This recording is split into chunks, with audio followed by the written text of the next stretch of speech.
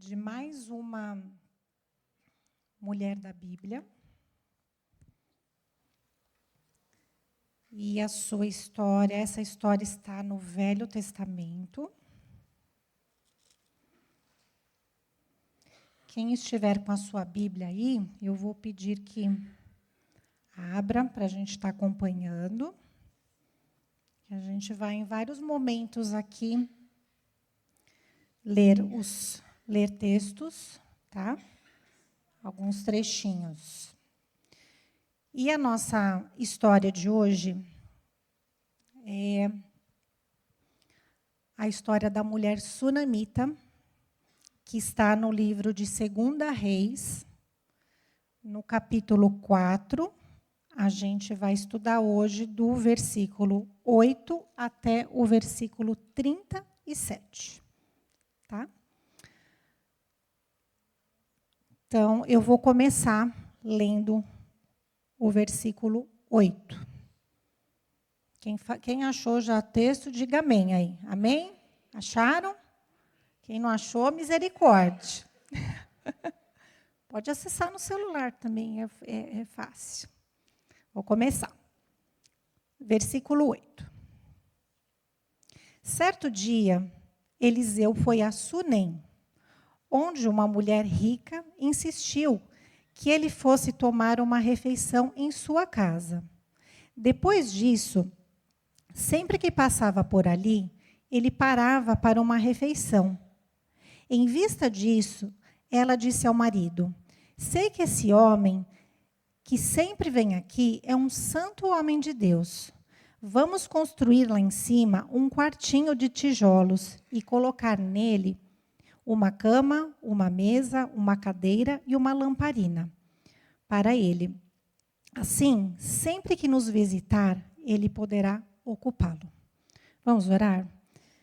Senhor Deus, eu clamo nesse momento que esse estudo, esse momento, seja todo dirigido pelo Teu Santo Espírito.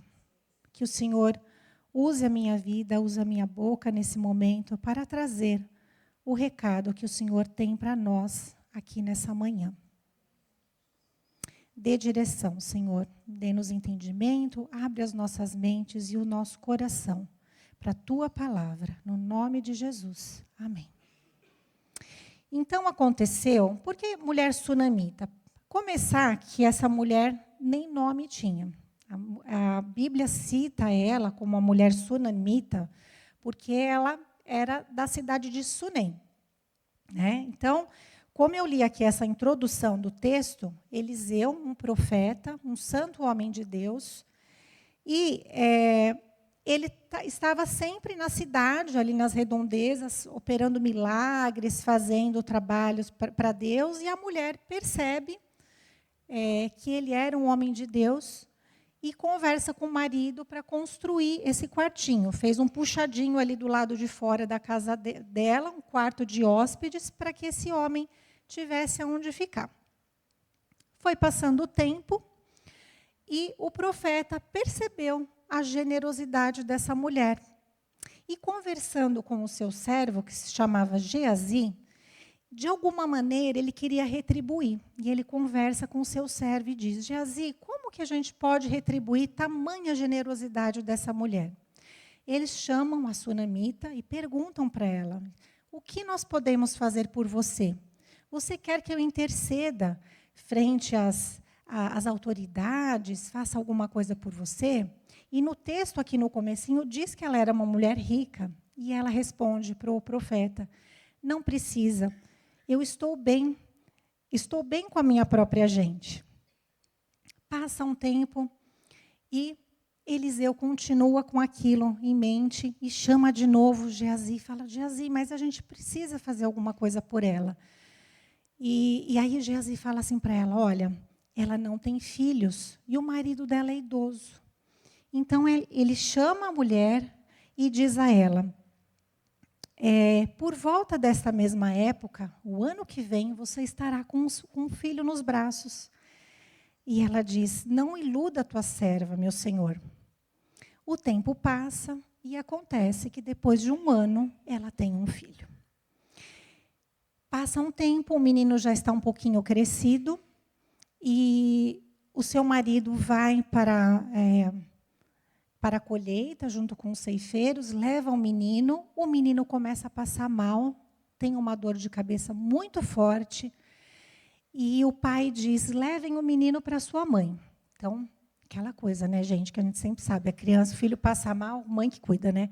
Mesma coisa aqui. Leva a criança para a mãe. Então, levaram o menino para a mãe. A sunamita fica com o filho nos braços e, quando dá meio-dia, esse menino morre. Um menino que tinha sido dado por Deus, né? Ela não tinha pedido e o menino morre. Ela pega o menino, leva no quarto do profeta, coloca o menino em cima da cama, fecha a porta e sai. Encontra o marido e diz: marido, eu preciso de uma jumenta e de um servo, porque eu vou encontrar com o profeta. E o marido diz a ela: mas por que você vai nesse dia de hoje? Nem é um dia especial, é um dia comum. E ela diz: eu vou e volto logo, está tudo bem, vai tudo bem. Ela sobe na jumenta e fala para o seu servo: vamos rápido. E não, a gente não vai parar para falar com ninguém. Se alguém cumprimentar a gente, siga em frente, não pare. Naquela época era muito comum, quando as pessoas passavam para cumprimentar, falar um shalom, né, e era tudo shalom. Está bem, como você está? Shalom para você, para o filho, para a família. Então, era aquele cumprimento sem fim. Então, ela já avisa a serva para o servo para ir rápido. Quando ela está chegando, o profeta estava em cima do Monte Carmelo. Quando ela vai chegando perto, ele avista ela de longe e diz a Geazi: vá ao encontro dela e veja o que está acontecendo. Me parece que ela está um pouco angustiada. O servo Geazi chega perto da sunamita e pergunta: está tudo bem? Vai tudo bem com a sua família, com você, com o seu filho? E ela responde para o servo: está tudo bem, vai tudo bem. Ela vai se aproximando do profeta. Quando ela chega perto do profeta, ela cai aos seus pés. E Geazi vai tentar afastá-la, tirá-la dos pés do profeta. E Eliseu diz a ele: não atire, deixe ela. Ela está angustiada, mas Deus não me revelou o que está acontecendo. E essa hora é muito interessante, porque a mulher só diz a ele assim: acaso eu te pedi um filho, meu senhor? Não te disse? Para não me dar falsas esperanças? Olha a forma como ela leva, né? Ela não fala: meu filho morreu. Não. Acaso eu te pedi? E se passa, então, Eliseu diz a Geazi, seu servo: pegue o cajado, corra, vá até a casa da sunamita, coloque o cajado sobre o rosto do menino, para que ele volte à vida, né? E a sunamita diz a Eliseu: eu juro por tudo que há, que se o senhor não for, eu também não vou. Posicionamento. Geazi vai correndo à frente, o servo, ele chega primeiro. Quando chega, o texto diz que ele coloca o cajado no rosto do menino, mas o menino não acontece nada, continua ali morto.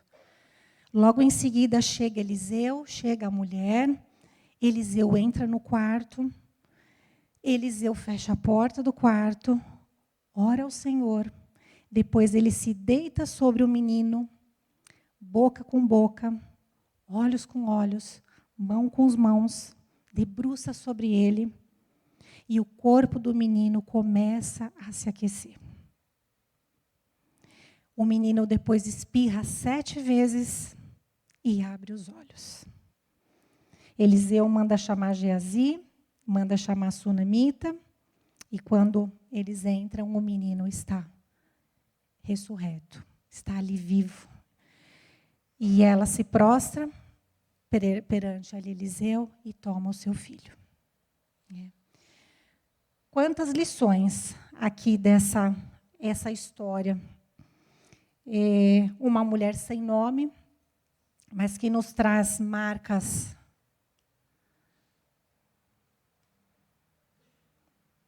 muitas marcas e o negócio não está passando.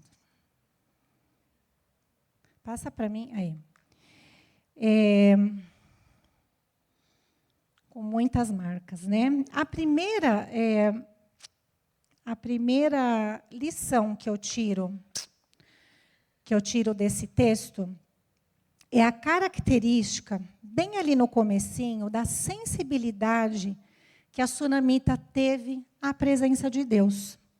No verso 9, né, diz que ela reconheceu que Eliseu era um homem de Deus. E muitas vezes a gente não tem essa característica de reconhecer a presença de Deus, né, na rotina. E ela teve essa sensibilidade. Ela faz aquela oferta de coração, constrói o quarto para Eliseu, mostrando ali uma sensibilidade, né? E é muito forte aqui para mim também essa característica com relação à hospitalidade, né? Como ela foi hospitaleira. E é muito interessante, eu até coloquei ali o texto de Hebreus 13:2, que diz que muitas vezes, não se esqueçam da hospitalidade, foi praticando-a que sem o saber, alguns acolheram anjos, né? Muitas vezes a gente perde a oportunidade de praticar a hospitalidade, de chamar pessoas para ir na nossa casa. E muitas vezes nós que recebemos somos mais abençoadas do que quem está indo na nossa casa. Né? Certamente quem abre a sua casa, essa mulher abriu sua casa e olha que bênção tremenda que ela recebeu na sua vida. Né? A segunda característica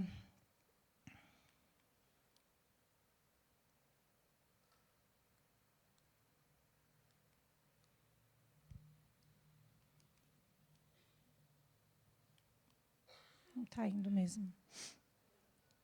Foi? É a Maiara que está passando. A segunda característica é a generosidade e serviço. Né? Ela, no verso 10, diz ali, vamos construir lá em cima um quartinho de tijolos. Né? Então, ela construiu ali o quartinho. E é muito interessante como essa generosidade preparou ali um cenário para um grande milagre. Na verdade, não foi um, foram dois, né? Porque primeiro ela fica grávida, o texto diz que o marido já era velho, e depois o menino morre, e depois ele volta à vida. Olha, dois grandes milagres. O cenário, a generosidade prepara cenário para milagres. Né? Quem é generoso atrai o favor de Deus. E a nossa generosidade, muitas vezes, ela pode ser uma semente que está sendo jogada para um milagre no futuro. Às vezes a gente não vai ver, mas a generosidade semeia muitas sementes. E é interessante que o texto diz que ela era rica, ela não estava esperando nada em troca, tanto é que ele pergunta e ela diz que está tudo bem, que ela estava tudo bem com a gente dela, ela não pede nada. Né? Então, ela fez algo realmente de coração, genuíno. O terceiro ponto que eu queria destacar é sobre a promessa inesperada.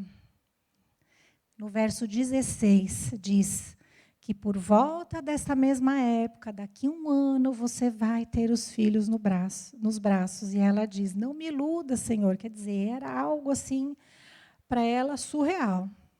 Né? Fora totalmente de cogitação. E sabe, meninas, às vezes a gente tem sonhos que estão tão escondidos, que estão assim com tanto pó em cima, com tanta terra. Mas eles estão lá. E sabe que Deus sabe desses sonhos. Deus sabe desses sonhos. E as surpresas dos céus, elas são reveladas para aqueles que têm os corações disponíveis. Você guarda algum sonho no seu coração? Número 4. Tem só umas 30, tá, gente? Número 4. Fé e ação diante da perda. Gente, nenhum momento essa mulher ficou parada. Ela foi, pegou o menino. Imagina que ela estava com o menino nos braços, provavelmente orando, clamando ao Senhor, né? Mas quando não teve jeito, ela pega o menino, põe no quarto, vai ali atrás do marido, pede a jumenta, pede para selar a jumenta, vai atrás do profeta, fala com ele. Olha a dinâmica dessa mulher, ela não ficou parada. Ela não se ficou ali de uma maneira que ela agiu, né? Ela chamou o marido, depois vai atrás, enfim, ela foi atrás. E a fé não paralisa. A fé de verdade busca a presença de Deus, busca a presença de quem pode resolver alguma coisa. Eu não sei quantas de vocês já leram algum livro, conhecem uma escritora americana que ela morreu em 2015. Chama Elizabeth Elliot. Alguém conhece aqui? Já leu algum livro? Ela tem um livro muito conhecido que se chama Sofrimento, que foi um livro baseado num artigo que ela escreveu, que o título do artigo era assim: Faça a próxima coisa. Essa mulher ela foi uma missionária, e ela foi fazer missões numa tribo indígena do Equador com o marido. O marido foi morto por esses índios. E ela tinha uma filha pequena e ela continuou lá na tribo. Ela tinha um trabalho lá que ela traduzia a Bíblia, ela dava aula para as meninas nessa tribo. E tinha a filha para cuidar, e sozinha, ela continuou, né? E quando questionaram ela, né, como que ela dava conta, ela falou assim: eu sempre fazia a próxima coisa. Sempre tinha algo para fazer. Eu tinha uma roupa para lavar, uma comida para fazer, eu tinha as meninas para ensinar, eu tinha a Bíblia para estudar, tinha a Bíblia para traduzir. Eu sempre fazia a próxima coisa. Amadas, nós mulheres sempre temos muitas coisas para fazer. A gente não pode deixar a tristeza, a angústia, o medo paralisar a gente. Quando a gente não tiver forças, faça a próxima coisa. Número 5. Perseverança nas crises. No verso 26, diz assim: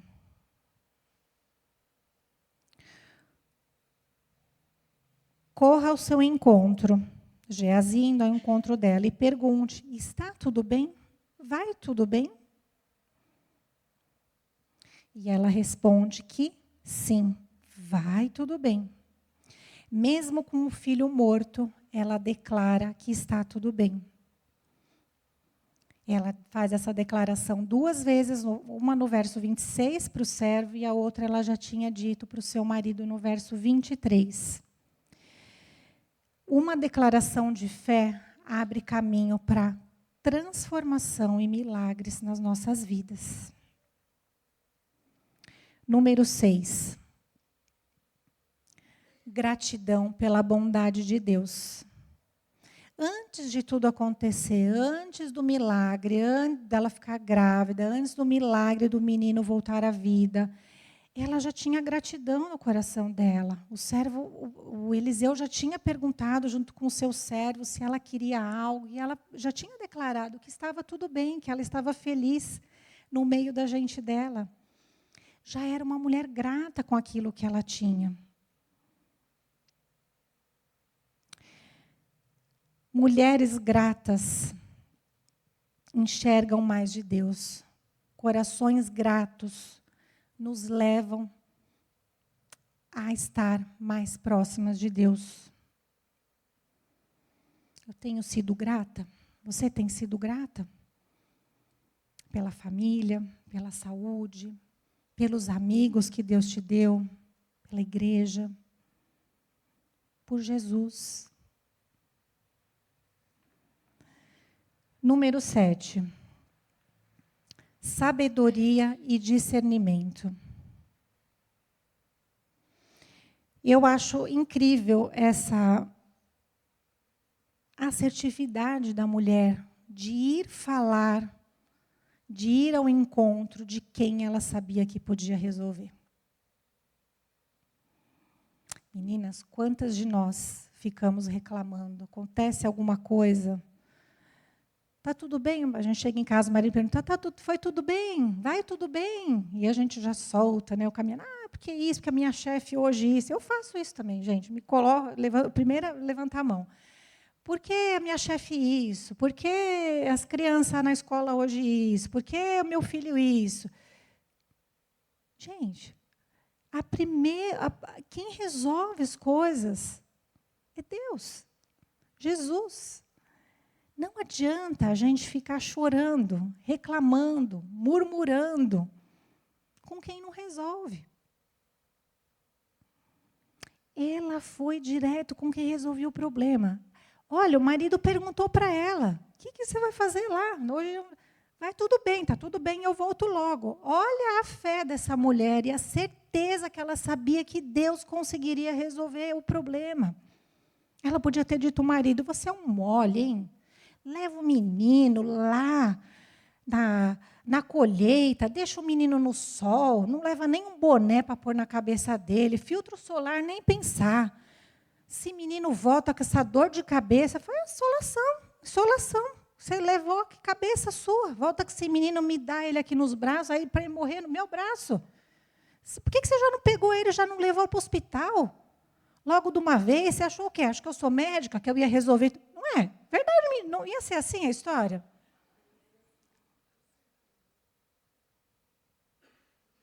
Está tudo bem, mulher. O que você vai fazer atrás do profeta? Vai tudo bem, eu volto logo. Para o Senhor. Nem todas as pessoas entendem a sua dor. A gente precisa escolher com quem abrir o coração. É importante a gente ter amizades, gente, é muito importante a gente ter alguém de carne e osso que está do nosso lado para encostar, para receber um abraço. Mas cuidado, aonde a gente vai buscar essa amizade. Ter amizade nas redes sociais não é amizade. Amizades, às vezes, no trabalho, por interesse. Cuidado. Vamos procurar fazer esse ambiente aqui, da gente desenvolver amizades. A gente tem uma coisa aqui em comum que é muito preciosa.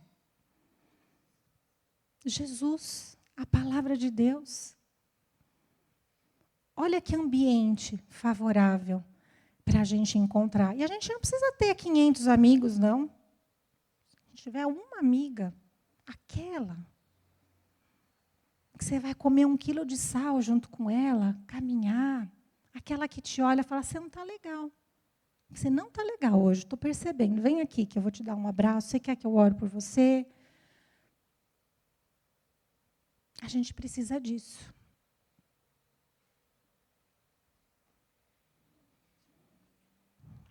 O último ponto, que é o 8. Experimente a ressurreição. Essa mulher experimentou o poder da ressurreição. Viu seu filho voltar à vida. Aquilo que morreu nos seus braços pode ressuscitar. Aquilo que está morto no seu coração pode ser restaurado. Se for entregue ao Deus vivo, a Jesus. Nada, absolutamente nada, está fora da restauração divina. As meninas estão subindo aqui para tocar. Vamos só relembrar, então, olha, as características dessa mulher. Sensibilidade à presença de Deus, generosidade e serviço, promessa inesperada, fé e ação diante da perda, perseverança nas crises, gratidão pela bondade de Deus, sabedoria e discernimento e experimentar a ressurreição.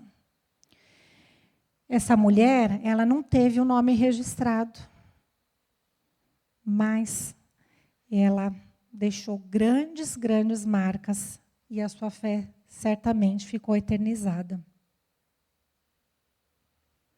E a minha pergunta hoje para você, para quem que você vai responder essa pergunta? Vai tudo bem? Para quem você vai abrir seu coração? Para a primeira pessoa que passar do lado, seu marido, vai ficar reclamando? Abaixa a sua cabeça, fecha os seus olhos nesse momento.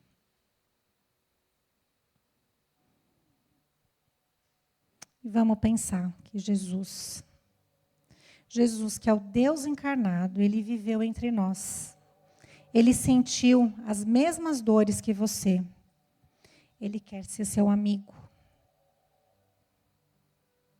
E sabe, Ele já sabe o que está no seu coração.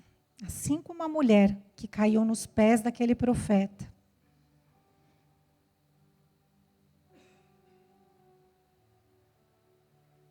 Ele quer que você se derrame também aos pés dele. Porque Ele já te conhece. Ele sabe os seus segredos. E Ele bate a porta. Jesus não entra sem ser convidado.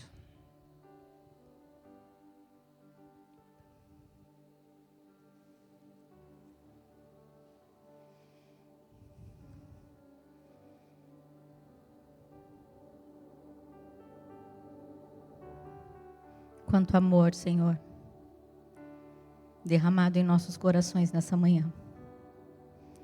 É um amor que nos constrange. É um amor que nos leva à Tua presença de uma forma tão genuína, tão grandiosa, tão poderosa, tão doce. Nós, mulheres, sabemos exatamente qual é o nosso papel aqui nessa baixa terra. Somos a coluna dos nossos lares. Existe uma multidão olhando para cada uma de nós. Seja no trabalho, seja na vizinhança, na igreja, na família. E nós temos uma responsabilidade grandiosa de levar esse amor, essa presença, essa esperança de que dias melhores virão, de que há poder no nome de Jesus Cristo, de que quando estamos com Ele, nada é impossível. Pai, nesta manhã nós queremos te agradecer imensamente por tudo que o Senhor derramou nas nossas vidas, através da vida da Dani, Pai. Que o Senhor a recompense poderosamente. O Senhor sabe quais as lutas que ela está travando neste momento, Pai. As lutas, as áreas, aquilo que ela tem clamado e pedido a Ti, se colocado na Tua presença como um vaso precioso para Te servir com honra, com ousadia, com intrepidez, Pai. Ela é aquela que nós olhamos aqui nesta igreja, Pai. Nós estamos olhando para ela. Ela é o nosso modelo. Então que o Senhor venha capacitá-la de uma forma sobrenatural nesta manhã, Pai. Que o Senhor encha o coração da tua filha de alegria, Pai, de alegria por estar na tua casa, por estar diante de ti, por levar essa mensagem aos corações, Pai.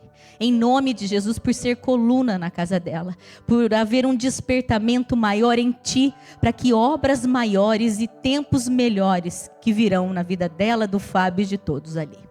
Pai, eu quero te pedir por cada mulher que está aqui nesta manhã, Senhor, que o Senhor encontre corações disponíveis, assim como foi com essa mulher, Pai. Corações disponíveis a dizer sim, sim, a tudo aquilo que muitas vezes vai causar dor, tristeza e angústia para os nossos corações. Mas estamos certas de que nem a morte, nem a vida, nem principados, nem potestades, nada, Pai, nem o presente, nem o porvir, nada nos separará do amor de Deus que está em Cristo Jesus, Pai.